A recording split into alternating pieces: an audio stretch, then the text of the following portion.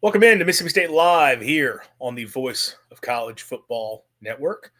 I am Andrew Miller, joined by Christian Ballard here on this Monday evening. And I just realized we were trying to stream this on both the Mississippi State and the Florida YouTube page, but it's telling me that it's not streaming on Florida. So I'm just going to remove it from there, and we'll go from there. And we'll just stream live here on the Mississippi State channel. That's fine by me. We were trying to do the crossover, not necessarily talking with the Florida guys this week, but more that we do that sometimes on here on the network as we'll share our streams to whatever team we're playing that week, just so that you can get a little bit of a crossover. But I guess the Florida guys have their own thing going on right now, so we weren't able to get the stream up. That's okay. It'll just be us here on the network. Thanks to those of you who have been tuning in. If you could, drop us a like on the video, subscribe to the channel if you are not already, turn those notifications on so you do know when we do go live. And if you could, share the stream, share the channel. We are getting closer and closer to 100 subscribers. We want to hit that number here in the coming days. I appreciate all of you who have been with us throughout. It can help us continue to grow this thing. Christian, how's it going? It's going pretty good, Andrew. Thanks for doing this show with me pretty much every week. It's been fun, and definitely want to keep it going. And I'm excited for this week's matchup with Florida. Obviously, this is a team that has not had the best of seasons. They have chances to fire Billy Napier. They've also had their key moments as a team with 2 or 3 victories already. So it's going to be interesting. This is a game that you would think, because of Florida, it's a must-win for Mississippi State. But at the same time, we've seen Florida come into this season a couple weeks here or there where they have what it takes. Yeah, Florida very much of an up and down team. It's a must win for the Gators for sure. We're going to talk about whether or not this is a must win for the Bulldogs here later in the show, but do have a few topics to hit on before we dive into talking about the Gators and previewing that matchup a little bit. Bit of news from over the weekend. I believe it was Robbie Falk from On3 that broke the news. Mississippi State has canceled a future home-and-home series with the Washington State Cougars. So the Pirate Bowl is no more. Mississippi State obviously was going to play Washington State in 2030 and 2031. So we're 5 and 6 years out from when that series would have been held, as a season opening series. And this is kind of the first casualty on the schedule for Mississippi State of the new 9-game SEC schedule. Obviously, we've talked a lot about the SEC moving to 9 conference games a year, how that's going to impact the Bulldogs and how that's going to impact future schedules. One of the impacts is that some of your future non-conference series that you had scheduled out were going to be affected. And Mississippi State had a lot of power conference series taken care of. In fact, I'm curious if Mississippi State, some of the future matchups that they already have on deck. It is funny. They're not getting the Pirate Bowl, this year, but in 2028, 2029, they will play Texas Tech. So you do get a little bit of the Mike Leach Pirate Bowl stuff there. 26, 27, Minnesota. Don't have anything on the docket after that. So, this is the first non-conference series that got taken away. Obviously, State had a lot of these planned out for several years because part of the SEC's original scheduling rules was you were going to be required to play one power conference opponent in the non-con every single year. That is being kept with the 9-game schedule. A lot of people thought that might go away. It's not. Even though you're playing 9 conference games, you're still going to have to play a power conference team in the non-con. The reason Wazoo gets canceled is because, unfortunately, Washington State no longer a power conference team. That obviously was a program that when they were in the Pac-12 would have met that requirement. But because they are now, effectively Mountain West teams that are going to be called the Pac-12 once again here in the coming years, that's no longer a power league. That's no longer a power program. They no longer qualify. I would say I get it. I'm a little surprised they had to do this just because we have seen the SEC in the past choose to honor a few of these games that had been previously scheduled as counting towards that number. Or, for example, Ole Miss is playing Washington State this year as their one, power conference, non-conference game.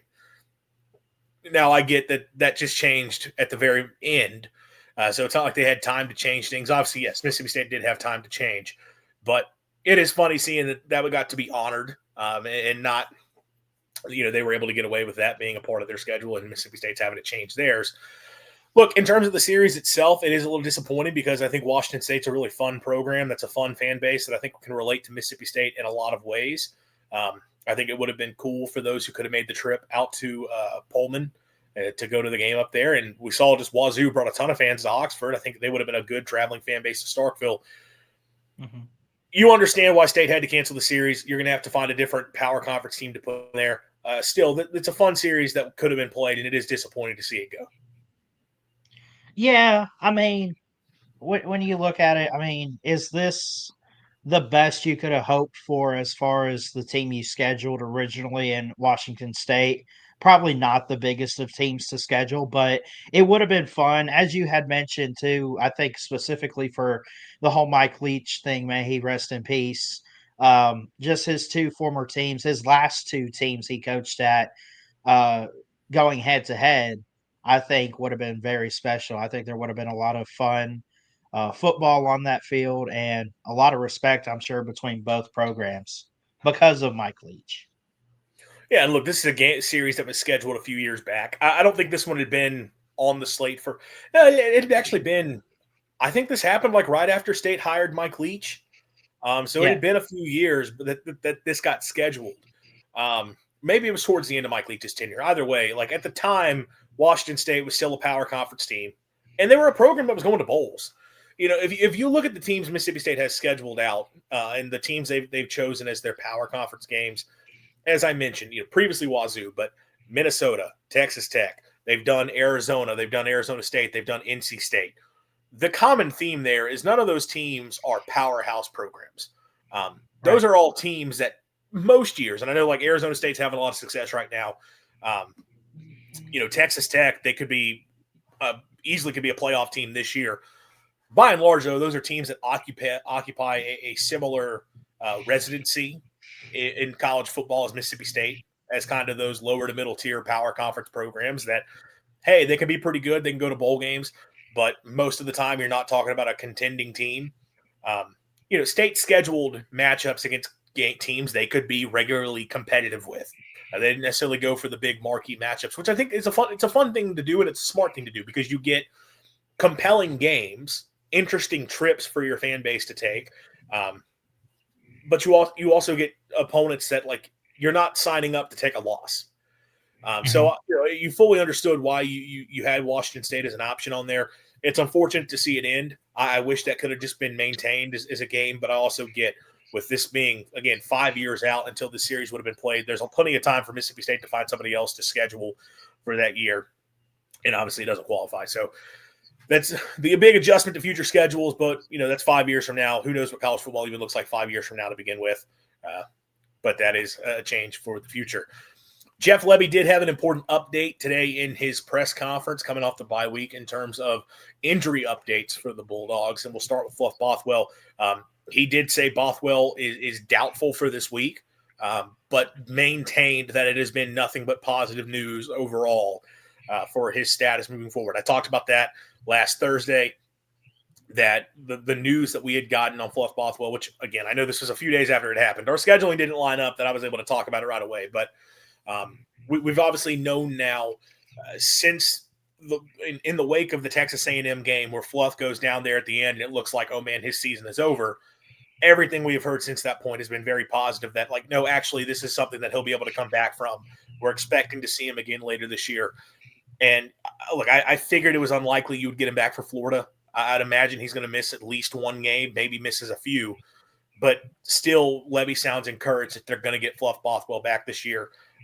And even though you would prefer to have him going on the road to Gainesville this weekend, still very good news for Mississippi State that you think you're going to have him in the close, at least for the closing stretch of the year. Yeah, I mean, it's a tough player to lose, especially being one of your lead rushers there with Fluff. You got guys though that you've seen step up. You've seen guys just take charge really in moments when they needed to. I think we got to trust the run game of Mississippi State.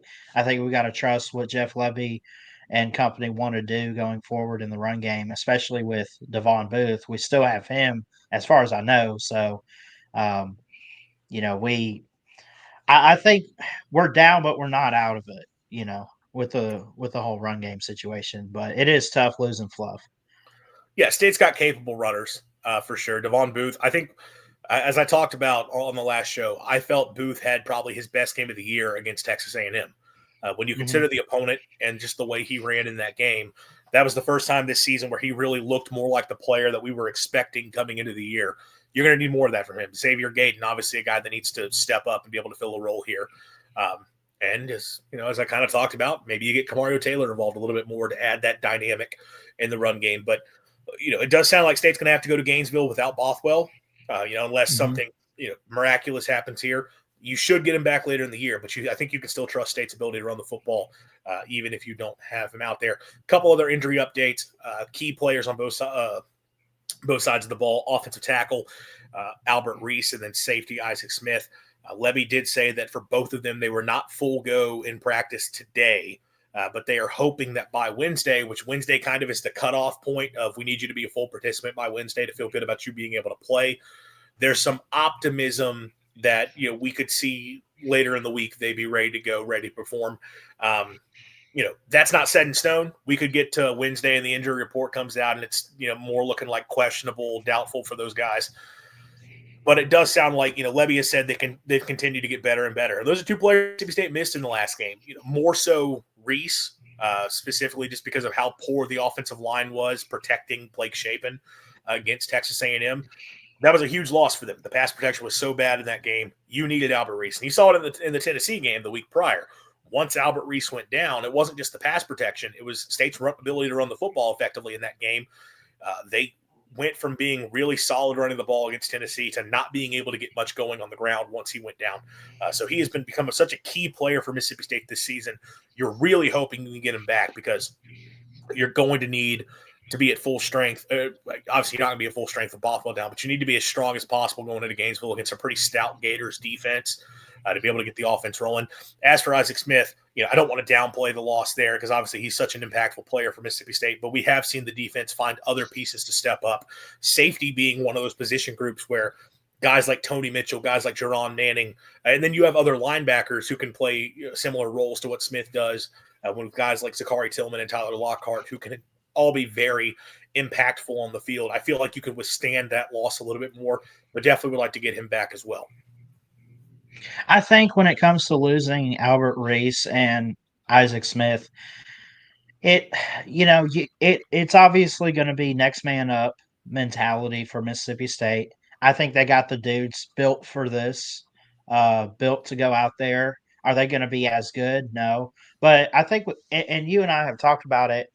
There's like a leadership perspective that both of these guys really bring. I think Albert Reese can bring a lot to the O-line. I think he has so far this season. And then Isaac Smith with the secondary, really the whole defense, just his leadership and the way he plays and carries himself. That's harder to replace than the talent itself. Is that communication and connection that can be put on the field.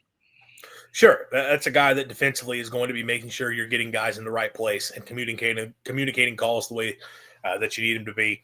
And look, from a run defense standpoint, obviously Isaac Smith is such a key part of that, and run defense is something that's kind of been hit or miss for the Bulldogs this year. So you definitely want him back there. It's the run game on both sides of the line of scrimmage. Those are two very important players for State's ability to run the football and State's ability to stop the run.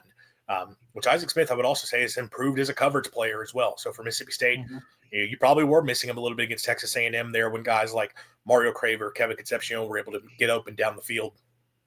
Having him as that middle of the field player, you definitely want that back. So hoping that you get more positive news with those guys moving forward. It does sound like everyone is progressing well.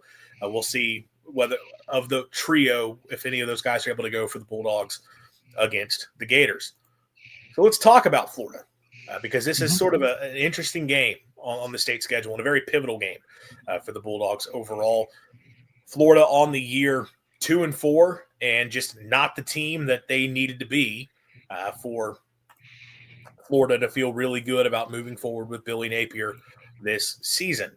This is sort of a do or die year for Billy Napier after last year saves his job late in the season by getting the wins over Ole Miss, LSU. I know Florida State was bad, but still getting that win to get to 7-5. They win their bowl game. It's an 8-win season, and it felt like there was a lot of momentum, a lot of excitement around DJ Lagway, a lot of players coming back on both sides of the ball. Still a very difficult schedule, but after you saw what the Gators were able to do a season ago, it felt like, okay, they can take that next step forward. And this can be a pretty good team that maybe can sneaky get into SEC contention, and they just have not been that at all this year. Obviously, take the loss at home to South Florida, which, look, the Bulls are a very good team. I guess hindsight being 2020, that's going to be a loss you look at. It's like, well, that's not that bad of a football team. But in reality, if you're Florida and you have the expectations you do, that's a game you have to win. They go to Gainesville, and DJ Lagway throws 5 picks, and they lose to the Gators. Kind of just get physically dominated against Miami. And then Napier does the thing that he keeps finding a way to do, and that's win a game that he's not supposed to win. They beat Texas 29-21 in a game that really wasn't that close in Gainesville, dominate both sides of the ball, look like they are finally turning a corner. Go to Texas A&M, and in the first quarter, Florida's right there in that game and looking like, okay, maybe the Gators have figured something out. And then Texas A&M just kind of takes over and pulls away the rest of the game, and Florida sort of goes back to looking like the team we've seen this season. The pressure could not be higher on Billy Napier. Frankly, I don't know if there's a scenario in which Billy Napier is able to save his job. It is very unlikely to me that they're going to be able to win enough games the rest of the way. I think Napier would have to win out to save his job Yeah. at this point and finish 8-4. And then if that happens, it's like, okay, well, maybe you've got something there. But you look at their remaining slate; they've got some really difficult games remaining between Tennessee, Georgia, Ole Miss. Certainly not guarantees with any of those games. It's not guarantees that they're going to beat the likes of Mississippi State. And I think they've got, it's not a guarantee they'll beat Florida State. So it's a really difficult stretch the rest of the way for the Gators. More losses are probably coming. This is going to be it for Billy Napier. And that is kind of always a big question is what does it look like when your program knows the time is over with for a coach? The big question is, can Mississippi State make this Billy Napier's last game? I think it's very possible. Because if you look at which maybe we'll talk a little bit more this week or whatever about state schedule and after Florida, but when you look at Florida and you look at Billy Napier, you host Mississippi State this week, then you're on a bye, and then you get Georgia, which let's call it what it is. I know it's a rivalry. Georgia's gonna dog walk them, pun intended. But um, I don't know, man. I think this could possibly be his last game. I've heard other people I talk to in the college football community on YouTube just say, this is the moment for Billy Napier to get fired. It's the perfect opportunity. You bring in an interim head coach, and I'm not sure who that is, but you know, it's not about who you're losing to, although I will say losing to a group of 5 team in South Florida, even though they've looked pretty good, still you're in the SEC. You don't want to lose games like that in week 2. But to sit here at 2-4 and potentially lose and go 2-5, or even if you win this game, I don't see how Billy Napier is going to survive at Florida really the rest of the season. I think at some point they can him and get him out of town. I could be wrong. Maybe he lasts the rest of the way. I don't know. But this is that game. Like State definitely needs a win here, but Florida is more so the desperate team trying to play it safe and get a victory.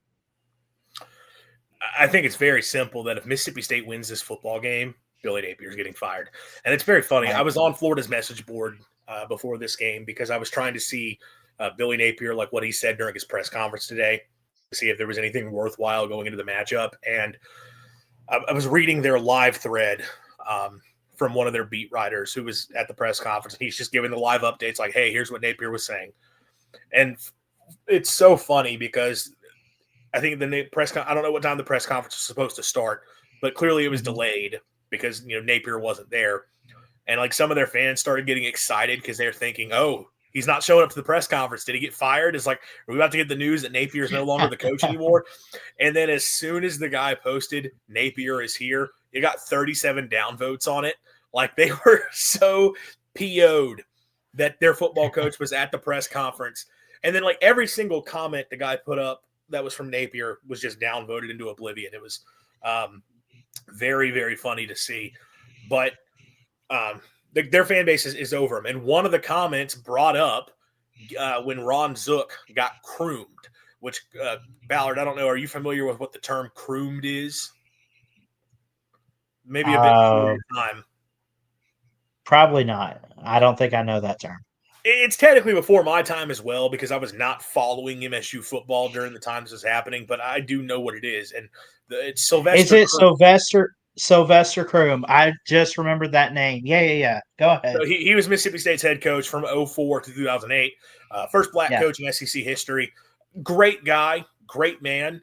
Did have one really fun season. Did beat Alabama back-to-back years. Got to give him credit for that. He beat Mississippi, Alabama in 06 and 07. But Croom was not a very good football coach, and MSU football was not a very good program during that time. They were pretty awful. And what was funny is on a few occasions, Sylvester Croom and a bad Mississippi State team would win a game they were not supposed to win, and it resulted in the other coach getting fired. And the most notable example of that, I think the one that stands out the most to people, was in 2004. Ron Zook led Florida, came to Starkville against a Mississippi State team that had just lost to Maine. The FCS Maine Black Bears had beaten Mississippi State 9-7 in Starkville. And that Mississippi State team beat Florida. I'm pretty sure Florida was ranked at the time, too. And Ron Zook got fired like the next day. And that was the beginning of when a coach would get croomed, which means if getting croomed means you got fired because you lost to Sylvester Croom in Mississippi State. Okay.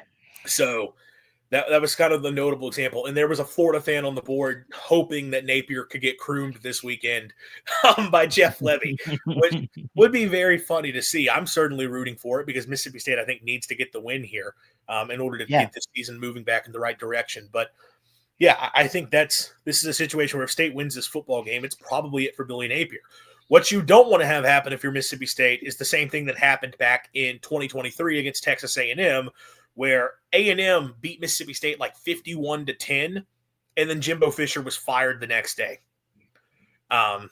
Like Mississippi State got obliterated in College Station against Texas A&M, and they still fired Jimbo Fisher, which ultimately Mississippi State then responded by firing Zach Arnett, understandably. You don't want this to be a situation where you let Billy Napier get a win and then Florida still makes the change because it's the bye week and it's the chance to rally the troops before the Georgia game. Because that is the thing. Like Florida gets a bye and then it's Georgia, which is, the most important game on their schedule by and large for the, for the most part. You don't like there is a world where Mississippi State loses this football game and Billy Napier still gets fired. But if you're State, you want to be the one to end Billy Napier's tenure. And I think if you're Jeff Levy, like you have to see this as a chance. Like, how excited, I think it's Florida's homecoming. How excited are they for this game? Like, yes, they got the win over Texas, but then you follow it up by all the same problems you had against Texas A&M, all the same problems they've had all year. You see that again. There's not a lot of excitement around Gainesville. They are so done with this program. Like, if you're Mississippi State and you're supposed to be this ascendant team that's trying to build up under Jeff Levy and break through, this is your chance to make a big statement because you have a very vulnerable team and a vulnerable coach opposite of you. Let's talk a little bit about this Gators squad. Oh, did you have something you wanted to add there? No, I was just going to say, I mean, like, Florida has nothing to lose. I mean, they really don't, other than their head coach, and it would be glorious for the Gator Nation. I guarantee it, because they were chanting "Fire Billy" a few weeks ago. And even though, like you said, just real quick, to your point, it doesn't matter if we lose or win this week. Billy Napier's not going to last another couple weeks, maybe, at Florida. But it's a really bad look to lose to a coach that ends up getting fired in the same year. I tend to think, and I know I said they could still fire him even if they win this game. I think they would let it go through Georgia. Mm-hmm. But man, it would be like if they get the win, I could see a world where they say, okay, well, let's give him the bye week. Let's see what happens against Georgia and then make the judgment off of that. But yeah, and maybe he reaches the end of the season at that point. I don't know. But if you're Mississippi State, you have a chance to put nail in the coffin. You have a chance to be the ones to end his career because I think he 100% gets fired if Mississippi State wins this football game. If you're State, you have to take advantage. And to your point, yeah, Florida can play kind of nothing to lose, but I also think there's a lot of pressure on them in a way. I almost think the nothing to lose mentality comes once the firing has happened. And then you just start playing like, hey, we're just going to make something happen, which is kind of like what you see what UCLA is doing right now. I think there's a lot of pressure on Florida. There's definitely pressure on Mississippi State for sure because you've gone 14 straight SEC games without a win. That is the longest conference losing streak in the country right now. I just saw that tweet put out earlier today. The longest conference losing streak in the country belongs to Mississippi State. You desperately want to snap that. But I definitely think there's still a whole lot more pressure on Florida because of the situation that they know they've got to win. Napier knows he has to win this game if there is any hope of saving his job. But maybe he knows he's done and it doesn't make a difference either way. Looking at the Gators a little bit more closely, what has cost them this year is that their offense has just been dreadful, really outside of one game. They're only scoring about 22 points a game, averaging less than 350 yards per game. This has just not been a good offense. And it kind of starts that at quarterback, they have not gotten the play they were expecting out of DJ Lagway. It turns out the injury he suffered to start the season, back in the spring, really did hamper his development. And it's not been a good year for him. Completion percentage is fine. Actually, it's pretty good at 67% completions, but 6.6 yards per attempt, just over 200 yards a game, 9 touchdowns to 7 picks. Yes, 5 of those interceptions came in one game, so that raises things up a little bit more. But he still has not done a good job of taking care of the football, and he's not able to just successfully push the ball downfield the way they would like him to, outside of a couple moments here or there, and the Texas game, and then I think early on against Florida. He's also not running the football well. Like, that injury has hampered him. Like, on the season, he has 4 rushing yards. Like, that's a guy who, like, the run game is supposed to be a big part of what he does and is a threat for teams, and he doesn't have that. And that was something Napier talked about in his press conference today. Thing that is hurting their offense is there's situations where they want to be able to have Lagway's legs be a factor, and he can't use them because he just can't run all that well. And I think if you're Mississippi State, this is a game where a season ago, Lagway hurt you with his legs a few times. This was also a game last year that State made Graham Mertz look like a Heisman winner. But DJ Lagway came into the game some, though, and was able to beat State with his legs. You have to hope that you can keep him contained a little bit better in this game because the run threat's not been there, which also the run threat's not been consistent for this team overall in the season as a whole. Jaden Ball is someone that there's a ton of excitement and hype around. Is like, that dude is a big-time player. 6 foot, 230, can bowl you over. He's having an okay season, averaging about 77 yards per game, but he's under 5 yards per attempt. He only has 3 touchdowns scored on the year. And if you look at his game logs on the season, he was fine against South Florida, but it didn't make much of a difference. Shut down against LSU, shut down against Miami, shut down against Texas A&M. Had a good game against Texas, although a low yards per carry. But still a pretty good game running the football against the Longhorns. He's not been super effective because their offensive line hasn't been as strong up front as they were hoping it to be. They haven't given up a ton of sacks. They've not been great in protection, but they're also just not blowing teams over in the run game the way that they needed to. And I think this is a team that needs the run game to be effective. Now, I will say the last couple weeks, there has been some emergence in the receiving room. And that's because Dallas Wilson, their 5-star true freshman, has stepped in and has been really impressive.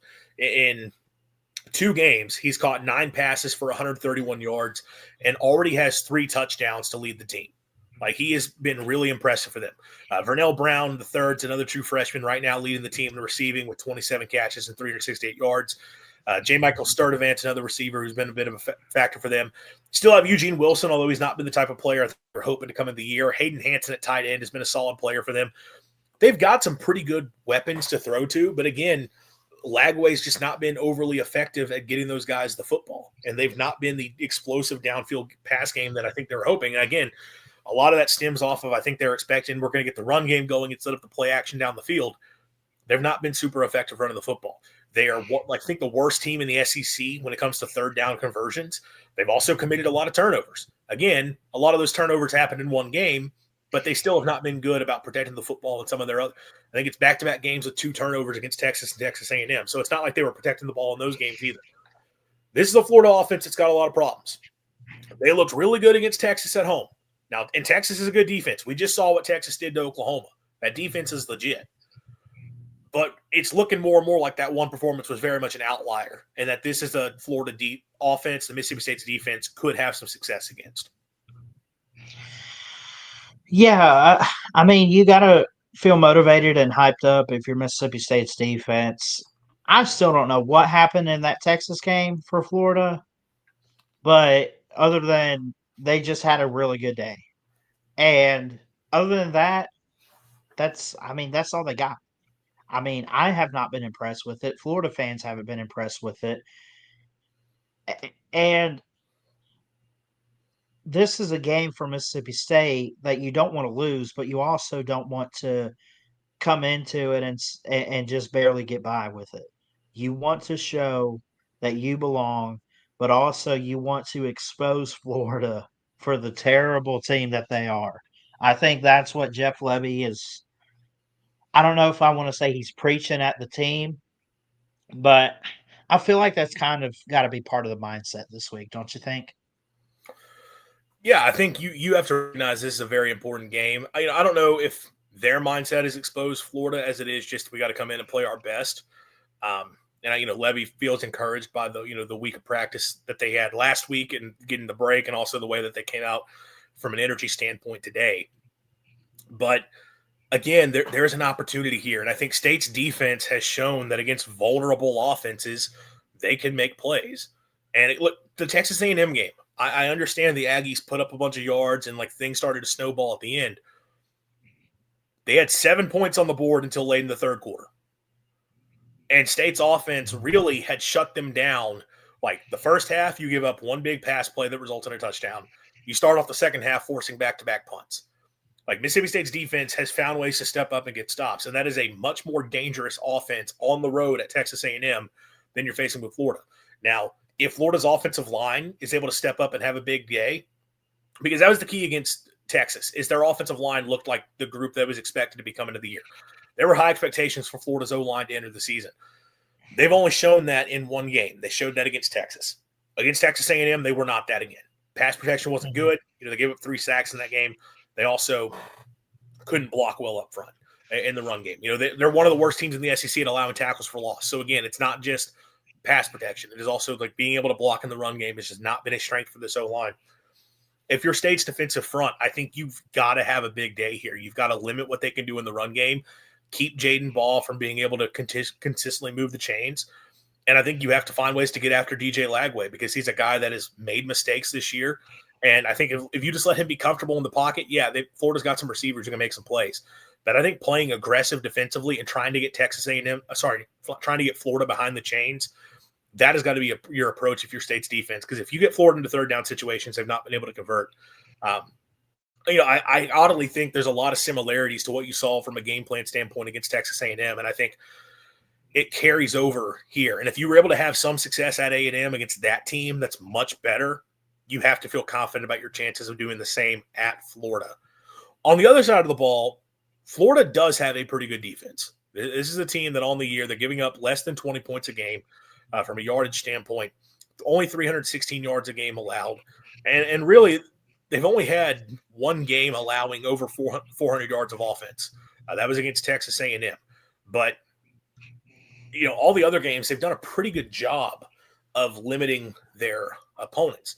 And it's not that they do anything super sexy. Like they're not a a dominant run defense. They're a pretty good pass defense, but not dominant on that end either. But they just do a good job of going out and getting stops. They don't get a ton of sacks, right? Only 9 sacks total on the season. This is not a team that has generated a ton of pass rush. And I think 5 of those sacks came against Texas. In fact, 6 of those sacks came against Texas. Now, the concern there is Texas's offensive line is bad. And when Florida faced a bad offensive line, they were able to tee off and take advantage. Against better offensive lines, they were not as good. But then again, LSU's offensive line also sucks, and they didn't get a sack in that game. Right. From a tackles for loss standpoint, they averaged 4 a game. That's not all that impressive. George Gums and Tyreek Sapp off the edge are both pretty good players, but they're missing Caleb Banks a lot. They're big-time defensive tackle. They haven't had him since the LSU game. He's been a big loss for them, and it's really hurt their ability to really slow teams down. Like, they've got some guys that can make plays, but like they're solid third down defense, although they're not incredible. I think they've forced some turnovers, but again, they're committing more turnovers as a team. It's a solid all-around defense, but there's 2 things I would point out. From a run defense standpoint, they've been very up and down. Ignoring the game against an FCS team. LSU and Texas, those games, their run defense was awesome. And those are 2 teams that are bad on the offensive line, like I talked about. They were able to shut down those teams from running the football. South Florida ran the football pretty effectively. And keep in mind, the offense South Florida runs is the same offense as Mississippi State. Now, there is a key difference that South Florida and Byron Brown has a quarterback that is a big threat with his legs, and he was the leading rusher on that day. I don't know if that means you suddenly plug in Kamario Taylor and lean on him, but South Florida's running backs actually had some effective runs in that game as well. Miami, though, does not have a quarterback who can run. Miami's got an offensive line that's built to match teams in the run game. They mashed in the run game for 184 yards. Texas A&M has an offensive line built to mash teams in the run game. They mashed for 183 yards. Obviously, Marcel Reed is a threat with his legs, a little bit different. But I watched a lot of that. It was a lot of Texas A&M lining up and running inside zone over and over again. They weren't doing anything sexy in the run game. They were just lining up and running the most basic play there is in football. For Mississippi State's flaws, and again, this is where you do want Albert Reese to be back, and their flaws up front, they have been pretty good in the run game. They've actually been pretty good in run blocking. We actually saw today Mississippi State has the highest rushing success rate in the country, which means when they run the football, they are the best in the country at that being a successful play according to the success rate metric. I know it doesn't sound like you're going to have Fluff Bothwell, but I think State's got a chance to be able to run the football pretty effectively in this game. The other thing to look at with Florida from a defensive standpoint, they've given up some big plays in the pass game. Like Texas and Texas A&M, like Texas got back into it with big plays through the air, but Texas A&M was able to hit some big shots down field. South Florida as well. Like the South Florida was able to win that game because they were able to hit some explosive plays downfield in the pass game. Mississippi State has not been a very consistent passing team, but Mississippi State has had the ability to hit explosives. I think if you give Blake Shapen time in the pocket, if you're running the football and you can set up play action and just give him just enough time, you might have a chance to hit some plays down the field. I'm not expecting State offensively to have a big day. You're on the road against a pretty good defense, but I think State could hit some plays on offense, and I think they'll have a chance. Yeah, I mean, Mississippi State's been – I think they've had a consistent offense. They love to lean heavy on the run game, and maybe that's something you could lean on in this game, but they haven't been, like you had mentioned, they're not super explosive with the pass game. They're not going to hit 80-yard bombs just to hit. Well, hold on. They are explosive in the pass game. They're not consistent. They are. Right. That's probably what I was trying to say. Like, you'll see every once in a while an 80-yard bomb, or you might see a quick slant over the middle for a 15-yard play or something. They're very interesting with how they mix it up, and I feel like, I don't know, am I crazy to think that they could use that to their advantage on this Florida defense? I mean, they could. The big thing I'm curious about is to see what adjustments were made offensively coming out of the bye week. And this comment, do you expect Levy to use more tight ends running backs to help with blocking? I think you need to. I think when you do take those shots down the field, I'm trying to max protect. I don't really care about having a check down option so much as I do, am I getting as much blocking help as I possibly can? I would rather just say, like, Levy typically likes to have a check down on those deep shots because it gives you an option. Okay, well, here's a chance for a positive gain, even if we don't have the shot down the field. I would rather take our chances that Brennan Thompson and Anthony Evans are going to get open one-on-one downfield and make sure Shapen has as much time as possible to get that pass off than not have those bodies in and risk giving up a sack. Like, I don't care if they're not blitzing. I don't care if they're only rushing 4. I would still rather keep those guys in to protect and give yourself as much time possible downfield. But as for some other adjustments, like, I'm very curious to see from a pass game standpoint if they do more trying to get the ball out of Shapen's hands quickly. Like, I feel like there needs to be some adjustments from schematically to try and make it to where not all the passing game is just taking the shots down the field. But I do think this is a game where if you protect Shapen, you got a chance to hit those shots. So, look, I don't think State – this to me feels a little bit like it could be sort of like the Arizona State game where I don't see State consistently moving the ball and I don't see State having a huge day from offensively overall. But that can you hit just enough big plays to get it done?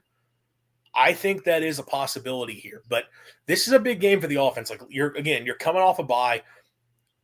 I get it if you don't have Albert Reese, that's going to be tough, but I think you've got to find a way to prepare for it and understand that Florida has not been super impressive up front defensively this year. Now, they took advantage again of against a bad offensive line in Texas. Like, they were able to get after Arch in that game. That is concerning. But I think you have to – like, you got a bye week. Like, this needs to be a game that you put a good game plan together to give yourself a chance on the road again against a team that is very vulnerable in Florida. Like, I think State offensively can make some plays here. I don't think they're going to be dominant. I think it's going to be a close game either way. But I do think, like, there is a chance to have a better showing than you did at Texas A&M. You know, with the Texas A&M thing, the pass rush really just ruined your day. And that team things kind of snowballed because of that. I think you have a better chance here against Florida. But we'll see. Like, you're going to have a good game plan in place. Let's talk a little bit expectation-wise. And this leads into talking about the season as a whole and what it means for this game. The past weekend of SEC football, and it's easy to kind of, when you get the chance to really sit down and watch a lot of other games, did that influence how we feel about Mississippi State's chances the rest of the way? Because, look, State started off the season 4-0. And once that happened, we talked a lot about, okay, the expectation now is to go to a bowl game. Like, even though the schedule is going to be difficult the rest of the way, the expectation is to go to a bowl. And you are 4-0, and you're saying we just got to find 2 more wins over the last 8 games. Like, that's your expectation. And that expectation continued in the loss to Tennessee because you go to overtime and absolutely had the lead in the fourth quarter against a top 15 team in Tennessee. Absolutely could have won that football game. And while you lost, that was another sign of, okay, this team is pretty good. Like, this team has a chance to find wins. But then you have the injuries that you do. You get embarrassed at Texas A&M in just an ugly game.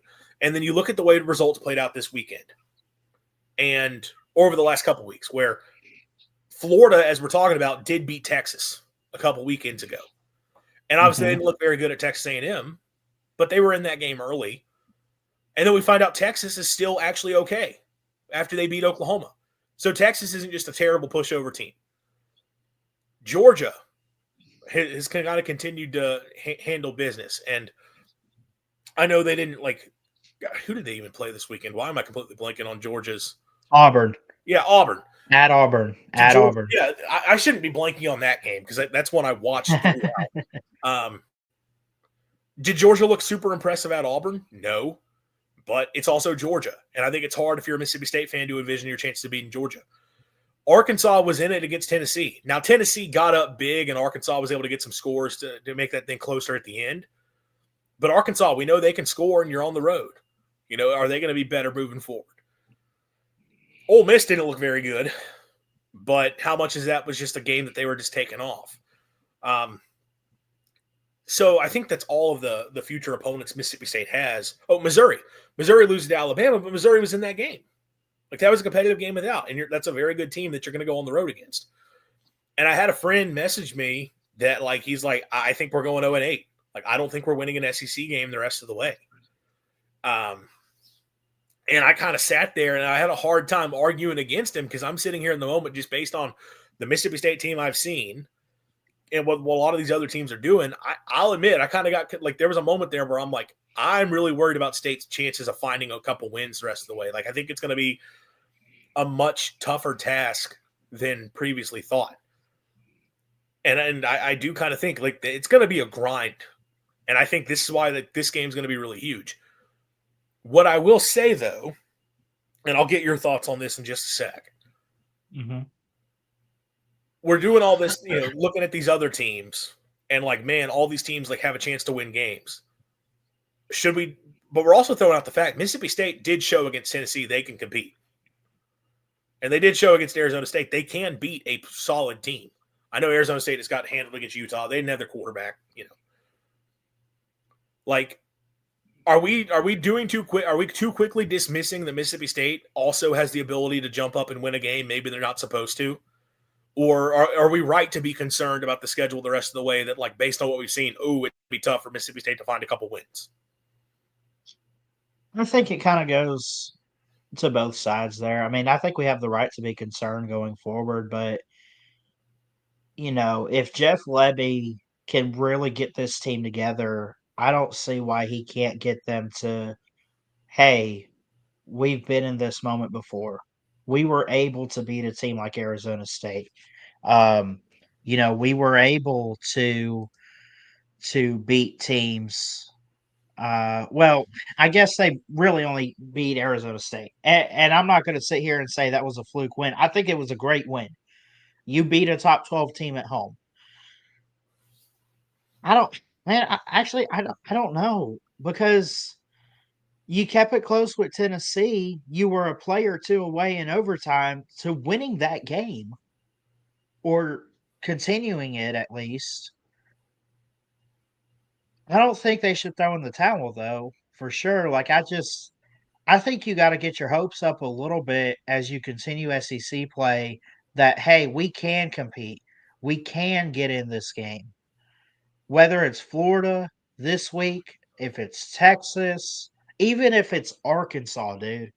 Like just get that motivation and energy built up in you if you're Mississippi State and go win some football games. I think a good thing to look, a way of looking at it is I don't know that there's a single home game Mississippi State has the rest of the year where you would say, based on what we have seen from the opponent, Mississippi State has no shot. I understand Texas just beat Oklahoma. Looks like they figured some things out. Texas's offense still is not very good, and Texas did just get handled against Florida, and you're playing that game at home. Georgia has been kind of up and down on this, and you're getting that game at home. I'm not blown away by what I've seen from Georgia to this point. Ole Miss, I think, has not been that impressive of a team. Keep in mind, like, they were kind of ugly against Kentucky. And I understand Trinidad didn't play that game, but Trinidad played against Arkansas. They easily could have lost to Arkansas. They could have lost to Washington State with Trinidad playing, and Trinidad's a very good quarterback. So you've got these four SEC, I guess it's 3 SEC home games remaining. Yes, are all those teams better than Mississippi State? For sure. Can we rule out Mississippi State being able to jump up and win any one of those games? I don't think so. And then there is also a point to be said, like Florida, situationally, like what is their mindset going into this weekend?